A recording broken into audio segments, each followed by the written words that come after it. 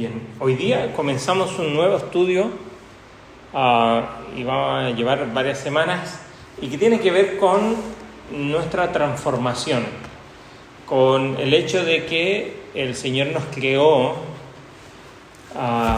de una manera donde en el Edén era idílico, por supuesto todo era ideal en el Edén, pero entró el pecado y el pecado afectó a nuestra vida.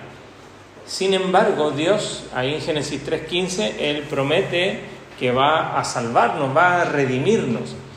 Pero esa salvación no tiene que ver simplemente con el hecho de nuestra condenación, ¿no? O hablando en nuestra vida pasada, ¿no? O incluso futura, de las promesas que vienen para aquella gente, sino que también tienen que ver con el ahora, ¿no? La salvación tiene que ver con el ahora. Y en el ahora, si hay algo que el Señor está haciendo, es precisamente transformando, o al menos Él se comprometió para que nuestra vida sea transformada. Ahora, ¿cómo es transformada? ¿Cómo cambiamos? Es lo que queremos abordar. Porque muchas veces, por ejemplo, yo puedo venir aquí, vinimos a la reunión, nos ponemos una vestimenta para la reunión, porque sabemos que es un momento especial, pero después llegamos a casa y tengo que limpiar un lugar. ¿Qué voy a hacer? Me voy a cambiar de ropa, me voy a poner una ropa que me va a ensuciar con cloro o otras cosas, con lavandina.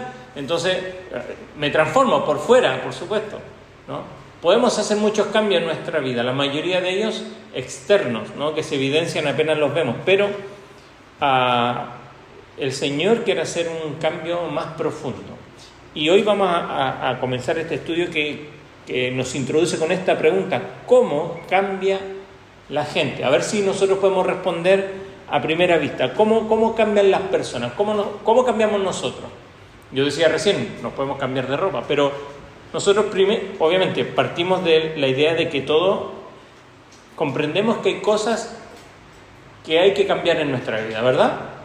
La mayoría de nosotros examinamos nuestra vida, o todos nosotros examinamos nuestra vida, y decimos, hay cosas que tienen que cambiar. Por ejemplo, yo podría decir que tengo que cambiar con mi paciencia, ¿no?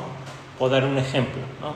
Soy muy impaciente o me enojo por todo. Mi hermano es chico, mi hermano cuando yo era chico me decían Elmer Gruñón. Me enojaba por todo, es un personaje ahí de dibujito antiguo. ¿Qué tendríamos que...? A ver, ¿alguien más se atreve a tirar algo así, compartir? Yo estoy en proceso de cambio en esta área, o tendría que cambiar, ¿qué sería? ¿Qué podríamos compartir? De lo que podría compartir, ¿no? ¿Alguien se anima? ¿Alguien diría, yo tengo que cambiar en ser más ordenado, por ejemplo, ¿no? En organizarme mejor, ¿no? Pierdo tiempo porque no me organizo, entonces tengo que organizarme mejor el día, lo que sea. Hay cosas que tenemos que cambiar que nos ayudan en nuestra vida. Pero hay cosas más profundas, ¿no? Intentamos cambiar, como dice allí, sin comprender la verdadera razón de nuestros problemas. Y esto pasa a menudo en que tenemos, de alguna manera,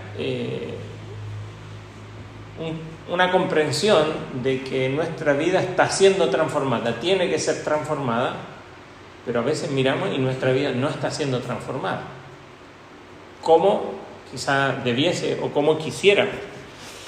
Podemos poner muchos ejemplos, pero muchos de nosotros que quizás llevamos más años en el Evangelio, vemos esa brecha entre esa distancia entre lo que entendemos del Evangelio y en cómo el Evangelio está transformando mi vida, ¿no? Dice ahí, es lo que vamos a estudiar, ¿no? Que el Evangelio no solo nos salva, sino que transforma ahora, ¿no? Nosotros sabemos que nos salva, miramos al pasado, el Evangelio nos salvó, miramos al futuro, el Evangelio me guarda un lugar, pero ¿y ahora? Y entre que el Señor me salvó y me lleva, ¿qué pasa? ¿Qué pasa con el Evangelio? ¿Qué está haciendo, ¿no? En mi vida? Entonces, esa distancia que hay muchas veces entre que yo entiendo las implicancias del Evangelio, pero sé que no debo dar lugar a la ira, pero igual me enojo. Sé que debo ordenar mis prioridades, sin embargo sigo dando lugar a cosas que no corresponden. Sé que no tengo que amar el dinero, que es lo que estamos estudiando los domingos, sin embargo, cuando se trata de asuntos de dinero, me voy por un tubo, y así un montón de otras cosas en nuestra vida. Entonces, obviamente esta distancia lo que hace es afectar en nuestra vida, en las decisiones que tomamos, en el intento de ayudar a otros también. Entonces hay un hueco ahí que no debería estar, y eso es lo que vamos a examinar en el día de hoy. La brecha, como le llaman algunos, del Evangelio. El problema es entre el conocimiento y la aplicación, ¿no?, del Evangelio. No es que no entendamos el Evangelio, sino que lo entendemos, comprendemos que es el Evangelio, pero cuando hay que aplicarlo, entonces o tenemos dudas o no sabemos cómo.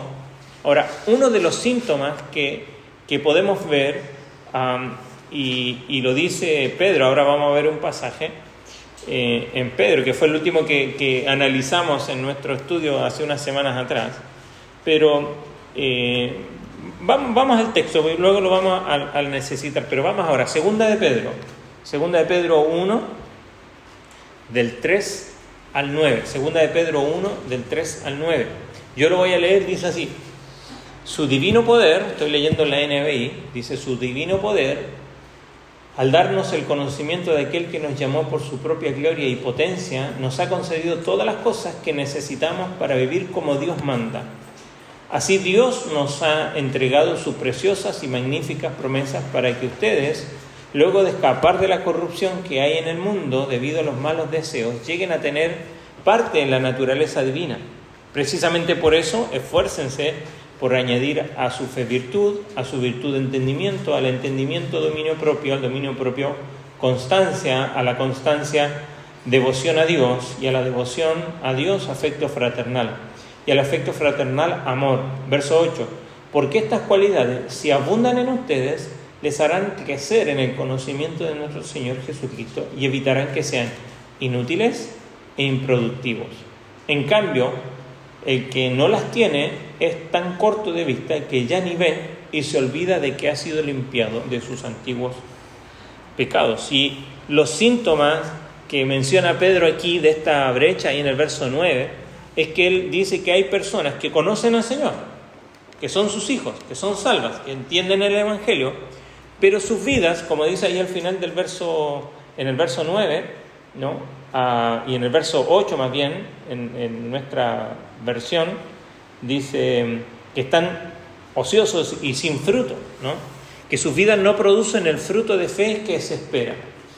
Y esto pasa si uno tiene 1 año de conocer al Señor, pasa si uno tiene 10 años de conocer al Señor, si tiene muchos años, le pasa a cualquier persona que están lidiando con las implicancias prácticas del Evangelio. Entonces, muchas veces nuestras vidas parecieran que no hay fruto, que son improductivas, ¿no? Entonces, la pregunta es, como dice ahí, ¿por qué existen cristianos, y podríamos decir, por qué existen tantos cristianos, inútil es una palabra fuerte, pero inútil en cuanto a que no están siendo útiles para Dios, para lo que el Señor nos salvó, ¿no?, e improductivos? ¿Por qué sucede que tantos creyentes están en esta condición? Y bueno, Pedro nos da el diagnóstico aquí, ¿no?, en el verso 9, dice que son cortos de vista y ciegos, habiendo olvidado que han sido limpiados de sus pecados pasados. O sea, son ciegos al poder y a la esperanza del Evangelio para hoy. ¿Qué significa? ¿Qué significa esto? Jesucristo, al salvarnos, dijimos, nos da el perdón en cuanto al pasado, somos justificados. En cuanto al futuro, el Señor nos da esperanza para el futuro, pero en el aquí y ahora pareciera que hay como un vacío, ¿no? Sabemos que mis pecados fueron perdonados completamente, sabemos que en el futuro tenemos la promesa de la eternidad, pero tendemos a subestimar o incluso malinterpretar las implicancias del Evangelio para mí ahora, ¿no? Por supuesto, hay lugares o iglesias que predican un Evangelio que promete prosperidad, por ejemplo, ¿no?, que te va a ir súper bien, en la vida cristiana, ahora, ¿no? Pero, ¿qué diferencia hace el Evangelio para nosotros ahora? ¿Cómo me ayuda a mí, como estudiante, como hijo, como hija, como abuelo, como padre? ¿Cómo me ayuda a mí como parte de la iglesia? ¿Cómo me ayuda en mis dificultades, en mis decisiones? ¿Cómo provee significado, propósito? ¿Cómo me motiva a servir a otros el Evangelio ahora? Porque nosotros decimos, hablamos del Evangelio, sí, el Señor me salvó de mis pecados, perdonó mis pecados, ¿no? Quizás la palabra más relacionada con la salvación es el perdón. Pero si pensamos cuál sería la otra, sería esperanza. Y una tiene que ver con el pasado y la otra tiene que ver con el futuro. Pero ahora, ¿qué pasa ahora con el Evangelio en mi vida? Muchos de nosotros experimentamos esa ceguera al Evangelio aquí y ahora.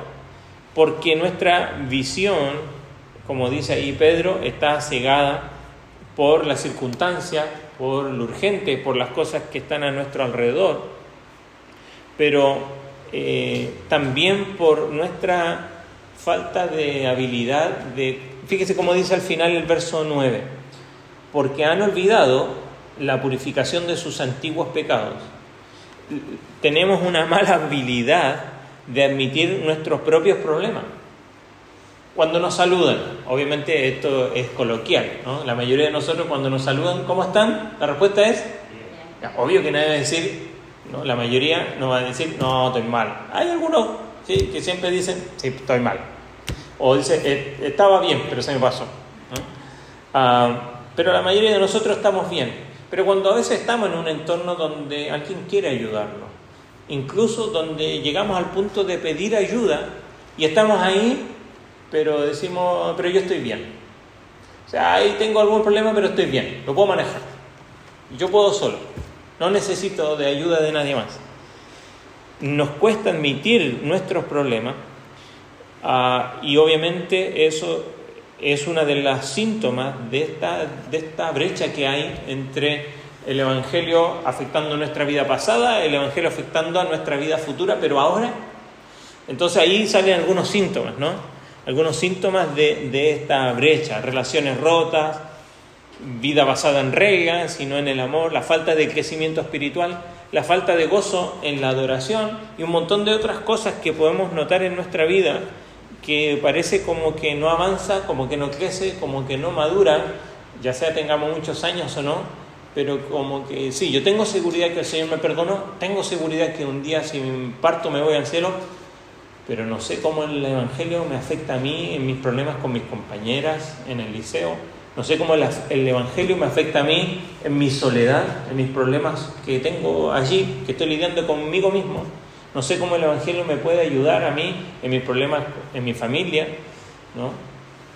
Y eso es lo que queremos ver. Ahora, Pedro, ¿no?, en esta brecha de la hora, ¿no?, en este vacío de alguna manera que se produce en nuestras vidas por esta ceguera espiritual. La primera es la ceguera de la identidad. ¿Por qué decimos esto? Como dice allí, habiendo olvidado la purificación de sus antiguos pecados, ¿no?, una de las cosas que en el camino del creyente a veces tristemente sucede es que subestimamos la presencia y el poder del pecado en nuestra vida, ¿no? Sabemos que somos pecadores, pero como una cuestión así teológica nomás, pero no práctica. Lidiamos con pecados, todos. Yo lucho y todos los que están acá sentados, todos luchamos. El asunto es que no siempre lo reconocemos. Para nosotros, mucho menos para con otros, ¿no? Pero el Señor nos creó de una manera en que dice sobrellevar los unos las cargas de los otros, en el sentido de que todos lo necesitamos. Somos un cuerpo. ¿Se acuerda? La figura de la iglesia es como un cuerpo. ¿Le dirá la mano al ojo, no te necesito?, dice Pablo? No, todos nos necesitamos dentro del cuerpo y todos necesitamos esa ayuda. No somos conscientes siempre lo propensos que somos a ir en pos de cualquier cosa que reemplaza a Dios, ¿no? No alcanzamos a ver que nuestro problema más grande no está fuera de nosotros, ¿no? Normalmente los problemas nosotros los asociamos ¿con qué? el auto se me rompió, que tengo un problema económico, que mi vecino, que mi vecina, que mi mamá, que mi papá, que mi compañero. Siempre es afuera, el problema está afuera, ¿verdad? Y me afectan a mí. Sin duda, hay problemas allí. Pero nuestro mayor problema no está afuera. ¿Dónde está nuestro mayor problema? Es nuestro pecado, es adentro. Entonces, la primera ceguera espiritual, dice ahí, es no entender quién somos en Cristo, ¿no? Nuestra identidad. Muchos cristianos tenemos la tendencia a atribuirnos identidad en nuestras circunstancias, ¿no? Yo soy el enfermo, yo soy el tímido, yo soy lo que sea, ¿no? Pero nuestra identidad, ahora que somos creyentes, está en el Evangelio, en Cristo, ¿no? Él no solo nos da perdón y nos da un futuro, sino que nos da una identidad nueva ahora. ¿Cuál es esa identidad? Efesios 1 dice que hemos sido adoptados hijos suyos, ¿no? Ahora dice Juan 1:12 que a los que creen, a los que le recibieron, Dios les dio el derecho de ser llamados, ¿qué cosa? Hijos de Dios e hijas de Dios. Entonces nuestra identidad está allí con todos los derechos, con todos los privilegios que ese nombre o ese título lleva. Pero tenemos amnesia muchas veces de esa identidad, ¿no? En el Evangelio, y nos lleva de alguna forma a reemplazar nuestra identidad con cualquier cosa, ¿no? Por ejemplo, nuestros problemas son los que nos dan identidad, ¿no? O en lo que hacemos, nuestra profesión, ¿no? Yo soy pastor, esa no es mi identidad, ¿no?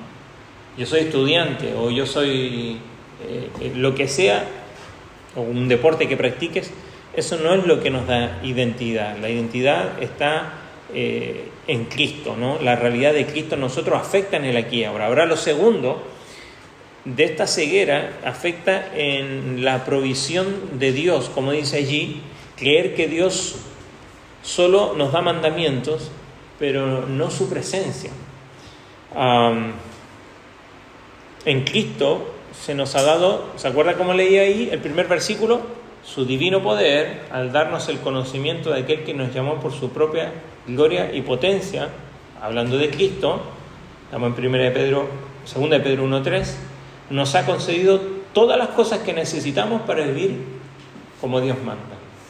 Pedro está reconociendo que, y lo vimos la otra semana antes del campamento, que Dios nos dio todo lo que necesitamos para vivir para Él, ¿no? Pero cuando Pedro dice ahí que Dios nos dio todo lo que necesitamos, dice en la versión Reina Valera, dice las cosas que pertenecen a la vida y a la piedad. O sea, para que no quede duda, ¿no? A todas las áreas, a las cosas prácticas de la vida como a las cosas espirituales. Tenemos lo que necesitamos para vivir apropiadamente en el presente. Pero muchas veces creemos que necesitamos algo más, ¿no? Pero Pedro está diciendo, tienen todo lo que necesitan, ¿no? Pero nosotros somos ciegos y esperamos como algo especial, como una segunda ayuda de Dios.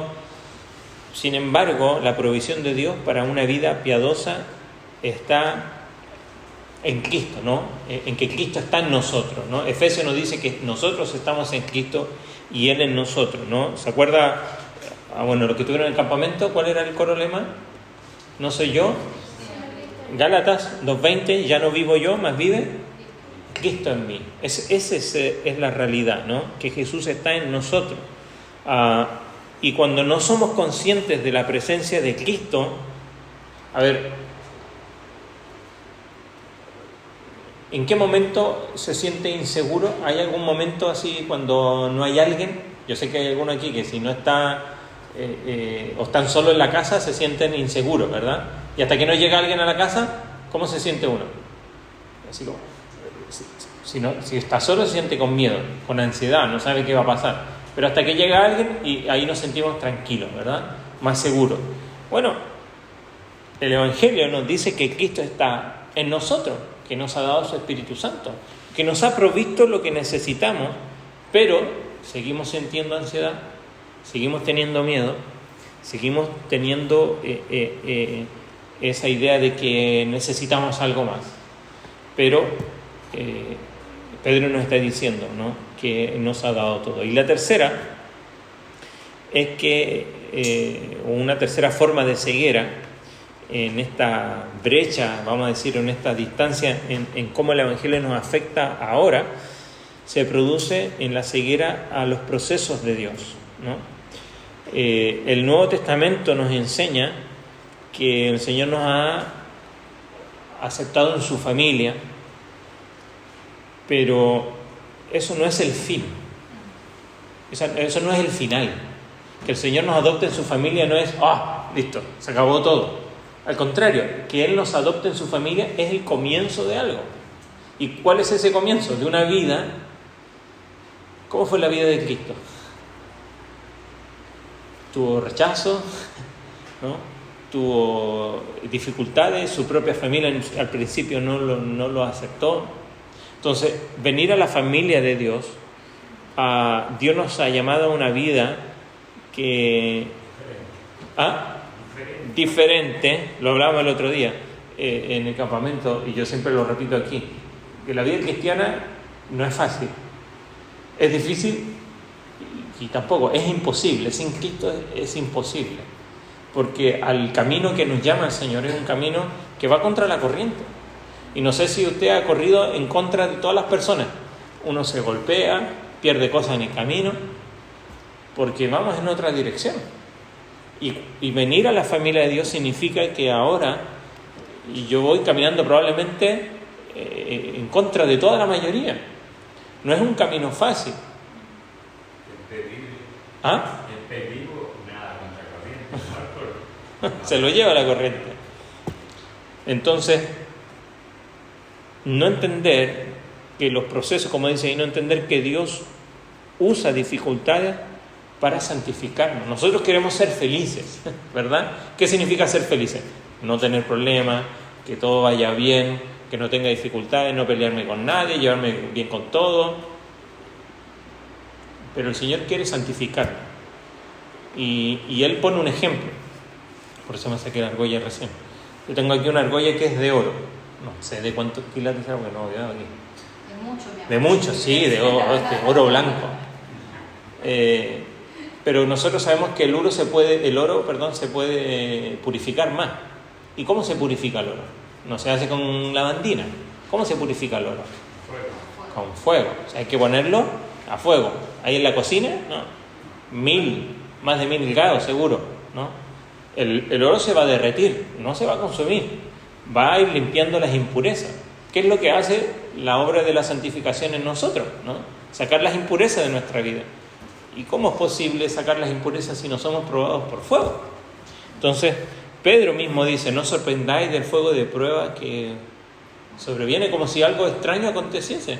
La vida del cristiano es un llamado a esto. Entonces, Dios no está obrando para que estemos cómodos, sin dificultades. Dios está obrando para limpiarnos, para que crezcamos, para purificarnos.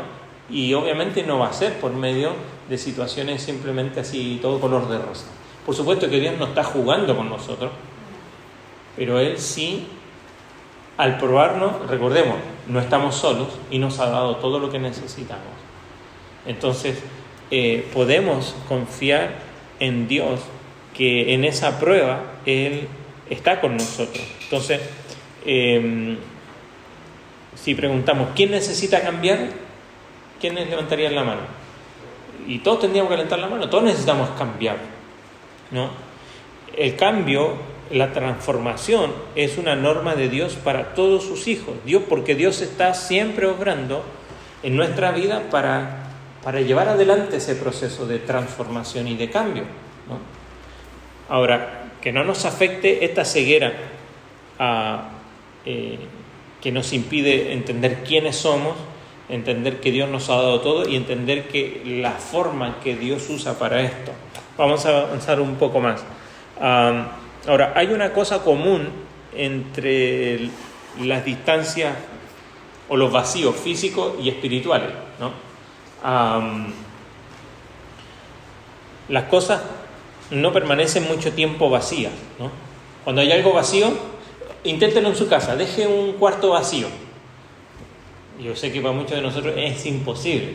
Pero si ha estado alguna vez en alguna reforma, se ha ido a algún lugar y hay un cuarto que está vacío, o un cajón que está vacío, ¿qué va a empezar a suceder? Y vamos a empezar a poner algo ahí, y después otra cosa, y después otra cosa que no sabemos dónde poner, lo ponemos ahí, y se empieza a llenar, ¿no? Poco soporta el vacío, y en las cosas espirituales también. Por lo tanto, hay cosas por las que nosotros, en este vacío que hay entre entender el Evangelio en el pasado, que sabemos que Él nos perdonó, entender el Evangelio en el futuro y que tenemos esa esperanza que nos lleva a la gloria, en el aquí y ahora, como hay un vacío que no sabemos cómo lidiar con esto, bueno, se empieza a llenar con un montón de cosas, ¿no?, en nuestra vida. Entonces, si no vivimos un Evangelio que está forjado por la identidad en Cristo, por la provisión de Dios, por el plan de Dios, ¿no?, se va a empezar a llenar con un montón de cosas que no son el Evangelio. Y vamos a ver esto y terminamos la clase. Son varias y las vamos a ir bien rápido, ¿no? Muchas de estas cosas son con las que llenamos nosotros el Evangelio, o que creemos que esto es el Evangelio, o que esto es... Todas estas cosas son cosas buenas, y que las hacemos, de hecho, y no está mal. Pero cuando creemos que esto es el Evangelio, entonces es un problema, porque estamos reemplazando lo que verdaderamente es el Evangelio con todas estas formas. Y el primero es ese, ¿no? El formalismo. ¿Qué es esto? Cuando la actividad religiosa llena mi vida, pero no hay transformación en mí. Tenemos actividades de niños, tenemos actividades de jóvenes, tenemos la de las damas, tenemos actividades a veces con los hombres, tenemos un montón de actividades, podemos inventar 5 días más y quizás podemos estar en todas, pero nuestra vida sigue igual y nuestro corazón sigue igual, ¿no? Cuando todas estas actividades tienen poco impacto en mi corazón.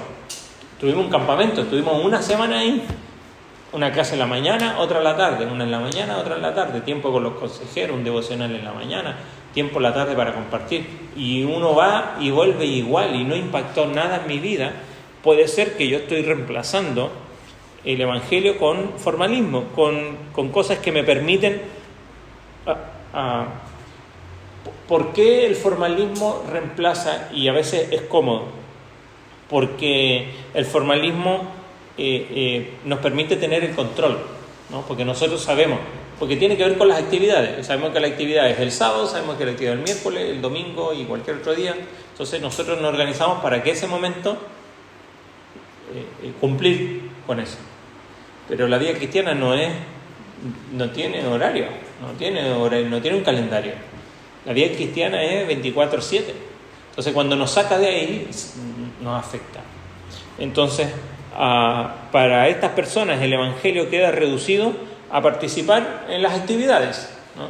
Y muchos creen que eso es una manera. La segunda dice ahí el legalismo, y esta es una lista entre lo que se debe y no se debe hacer, como dice ahí, creer que podemos ganar la aceptación de Dios con nuestras obras, ¿no? Creer que podemos, por lo que nosotros hacemos, entonces Dios nos va a aceptar, ¿no? Y obviamente para estas personas juez es simplemente alguien que pone estándares, muchos de ellos irracionales, y simplemente termina Dios condenándolos porque no los pueden cumplir. Entonces hay un fatalismo terrible en esto. El legalismo pasa por alto, sin duda, la profundidad de comprender nuestra inhabilidad de alcanzar el favor de Dios. ¿Alguien puede alcanzar el favor de Dios con lo que nosotros hacemos? No, pero muchas veces, ¿no?, cuando actuamos de esta manera creemos que lo podemos hacer. El tercero dice ahí misticismo. Muchos son cegados por esta experiencia emocional, ¿no?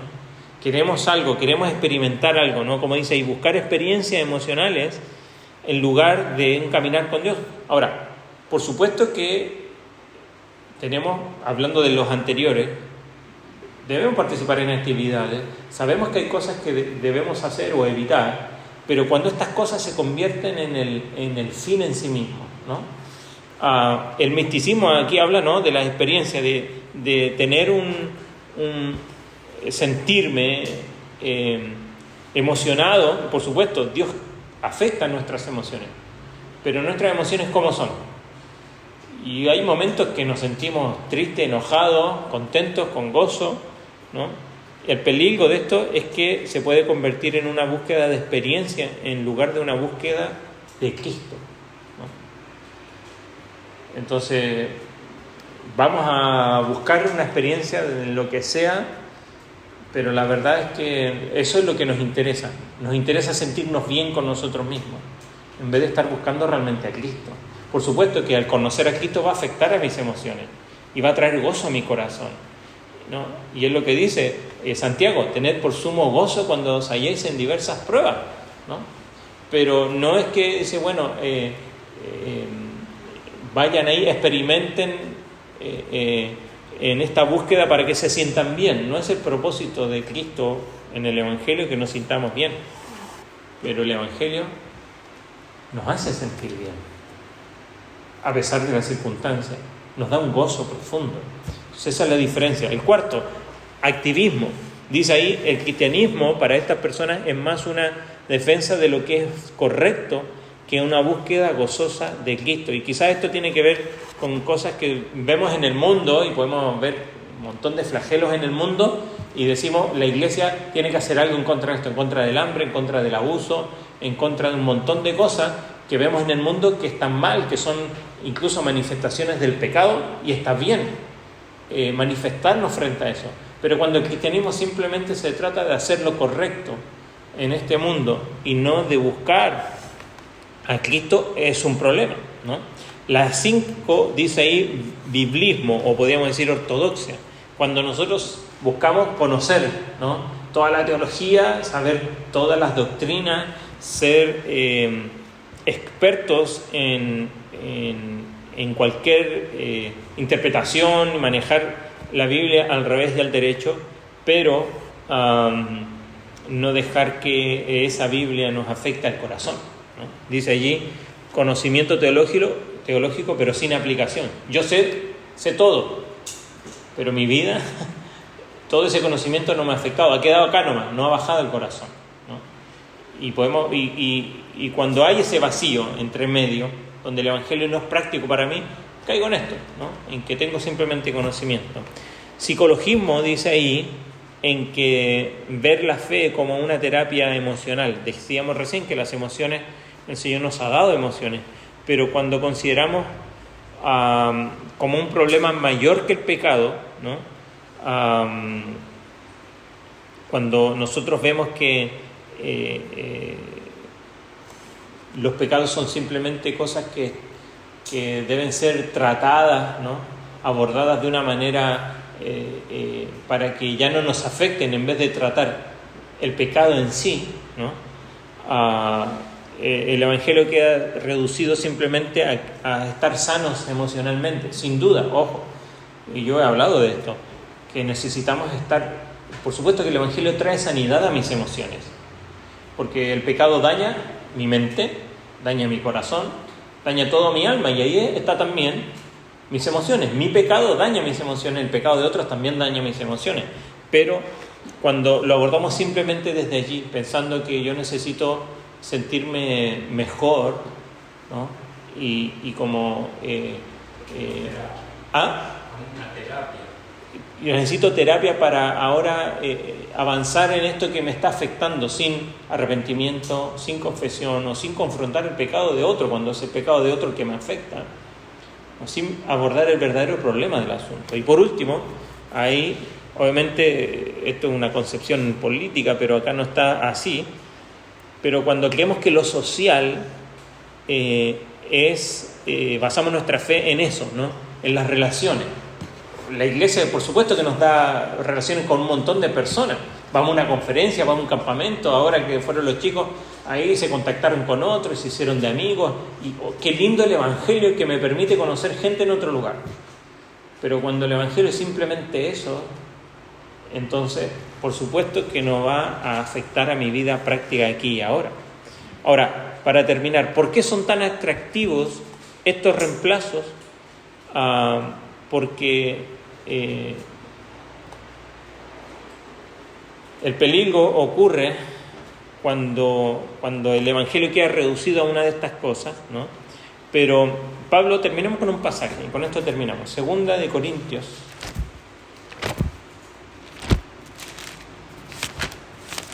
Segunda de Corintios 10.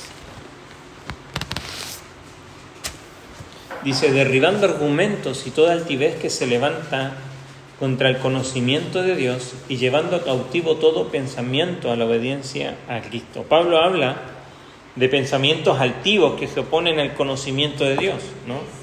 ¿Ah? Es 10.5, sí. 2 Corintios 10.5.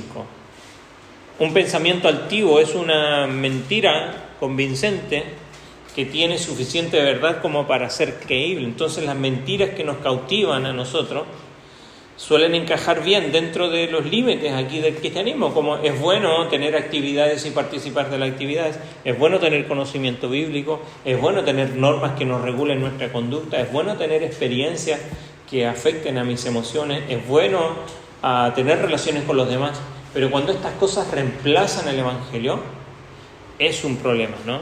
Entonces, estamos en un peligro por estas mentiras sutiles que fluyen de cambios sutiles simplemente en nuestro entendimiento de lo que es el Evangelio. No hemos abandonado la fe, no es que hemos apostatado de la fe, pero estamos redefiniendo lo que es el Evangelio y lo que la Escritura dice que es el Evangelio. Entonces, cuando la esperanza en Cristo es reemplazada por actividades, por experiencias emocionales, por compañerismo o algo más, sin que nadie esté consciente de que se está redefiniendo o abandonando la fe, todos estos ismos que mencionamos aquí son atractivos porque cada uno enfatiza un aspecto importante del Evangelio. Cada una de estas cosas son cosas que el Evangelio menciona, pero no es el Evangelio. La semana que viene vamos a ver qué es lo que debería llenar ese vacío, ¿no? ¿Qué es lo que debería llenar? Pero vámonos con esto, preguntándonos esto. ¿Con cuáles de estos quizás yo me identifico más? ¿De qué manera yo estoy siendo transformado con el Evangelio aquí y ahora? Sé que he sido perdonado, amén, sabemos que hemos sido perdonados.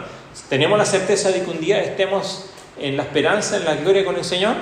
Ahora, el Evangelio, ¿de qué manera te está afectando ahora? ¿Cuál es tu problema? ¿Ira? ¿Enojo? ¿Malas palabras? Yo estoy mencionando cosas que salen en Efesios. ¿Enojo? ¿Peleas? ¿Cuáles son nuestros problemas?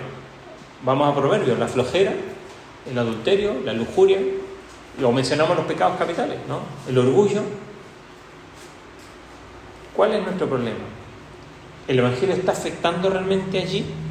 Es la pregunta que debemos hacernos para ver cómo estamos cambiando o si acaso realmente estamos cambiando, ¿no? Y es lo que queremos llegar a entender para que el Señor use su palabra y comience a transformar nuestra vida. No vamos a acabar, no va a ser un cambio así de la noche a la mañana, pero va a haber, y como decía Pedro, cuando esto no sucede, no hay frutos. Entonces en nuestra vida van a haber frutos. Ya no vamos a estar ociosos y va a haber fruto en nuestra vida. Y poder ser útiles para el Señor. Bien, pongámonos en pie.